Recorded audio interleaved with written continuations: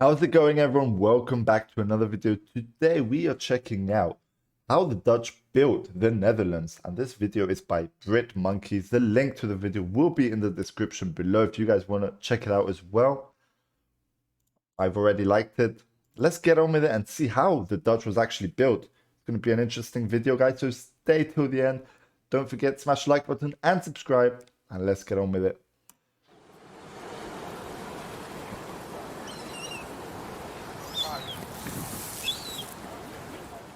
Man has always attempted to shape the environment to his comfort, and no place is this more true than the Netherlands.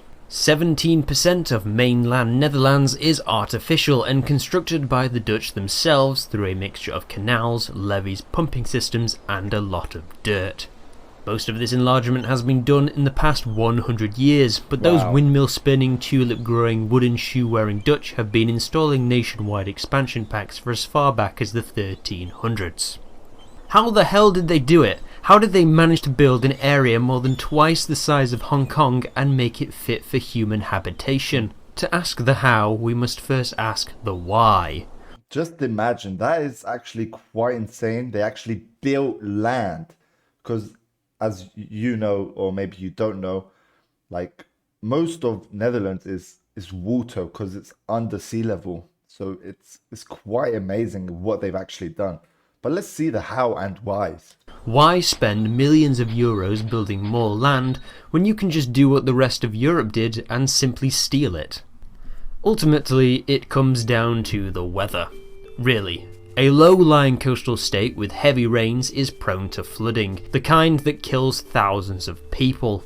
A lot of the flooding came from this area, the Zuiderzee, when heavy rainfall and rising sea levels frequently caused it to spill over. The flat terrain of the Low Countries means that water can go for miles before being stopped, and for this reason the Netherlands is a country of canals, which line the cities and carries the water out to sea. While local governments had been constructing minor dams here and there, filling in lakes and rivers for centuries, it wasn't until 1916 when the Dutch realised they needed to build or die.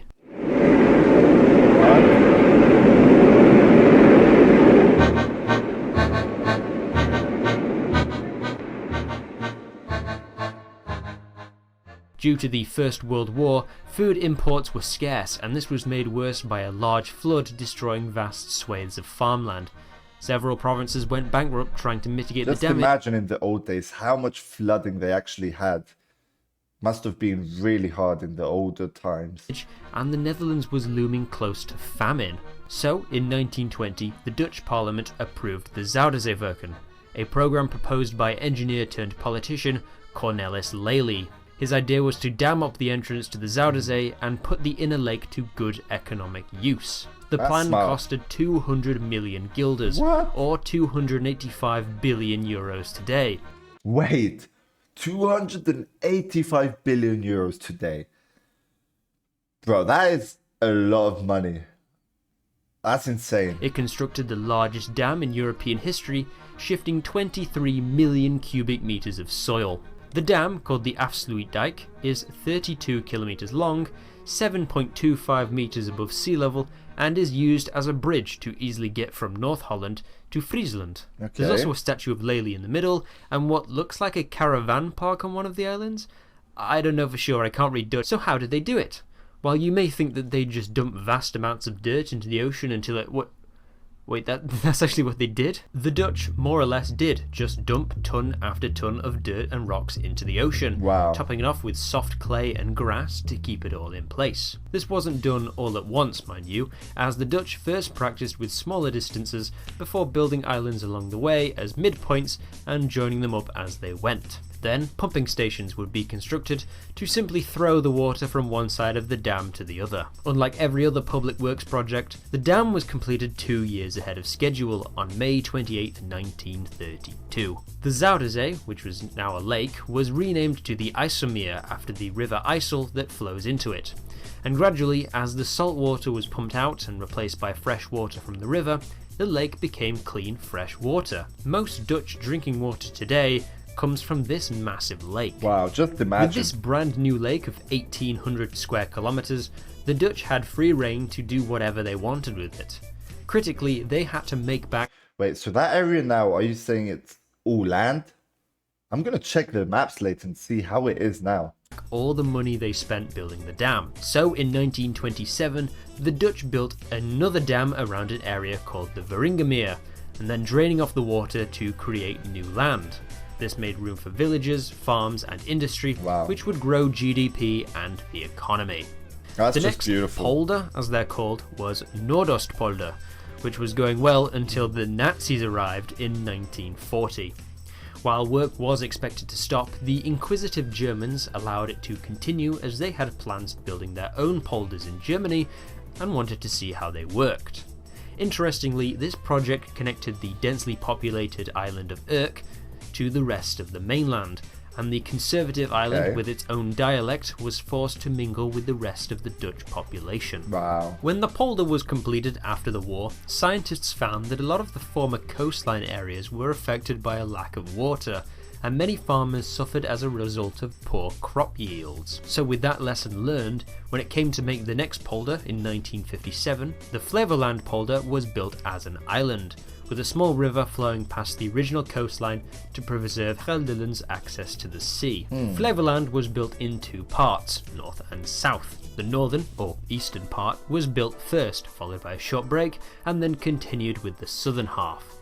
Due to mass flooding and poverty in the rural region of Zeeland, many farmers from the region moved up to Flevoland, beginning a new life, kickstarting the polder's local economy. Furthermore, a housing shortage in Amsterdam forced many of the people to move further away from the city, and many Dutch people found Flevoland as the perfect place to move to. They named their new city Lelystad, after the man who the islanders owe their homeland to. In 1986, Flevoland was combined with Noordoostpolder to create Greater Flevoland, and was officially accepted as the 12th province of the Netherlands. Today it is home to over 420,000 people and has enough farmland to make the tiny Netherlands the second largest exporter of food in the world, behind only the USA. Flevoland, just imagine, the second. That is crazy. Is the largest artificial island in the world. And then they built one more dam across the lake, just in case. But this isn't the only massive infrastructure project that the Dutch have spent millions of guilders on.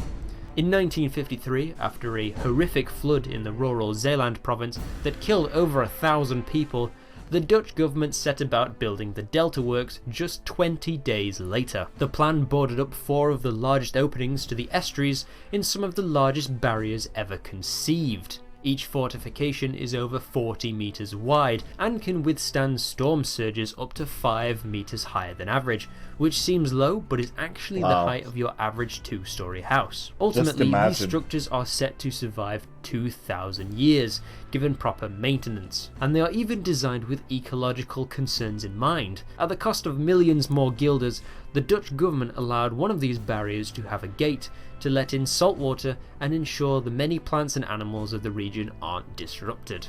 In less than 70 years, the Dutch have almost completely immunized themselves from flooding and created bountiful wealth for their citizens in the process. I am not exaggerating when I say this is one of the greatest achievements in human history, and the experts agree. The American Society of Civil Engineers declared this dam system to be one of the 7 engineering wonders of the modern world. But well, it is quite amazing, you know, like, just imagine all the technology they need, the engineering, a lot of money, bro. That must have taken, it did take years, like, honestly, it's unreal. the plans for more expansion didn't end there. There's no shortage of proposed ideas for where to build in the future, with the next province of Markerwaarden having begun construction in 2016. Due to the IJsselmeer Bay being cut off from the ocean by the Zuiderzeewerken dam system, many of the local ecosystem has suffered as a result through lack of regular tides and ocean saltwater. By constructing many islands, shorelines, bays and lagoons, ecologists hope to foster new, diverse ecosystems to make up for the disruption caused by previous development works. The Netherlands will continue to grow, building her way into prosperity as the population live, work, study and play in absolute safety, well below sea level. Maybe one day the Dutch will stop their quest to expand their shores, but for now the people of the Netherlands will continue making the Netherlands. Keep doing what you're doing. Wow, very, very interesting video there. We learned a few things as well. There were some things I did not know, so I'm glad I figured that out. But let me know overall, guys, your thoughts on this in the comments below. Yeah, if you've got any other video suggestions, guys, my Discord link will be in the description below. So join my Discord, join the community. I'm happy to have everyone join. And that's it for today. Thanks everyone for watching, and we'll see you on the next video. Peace out.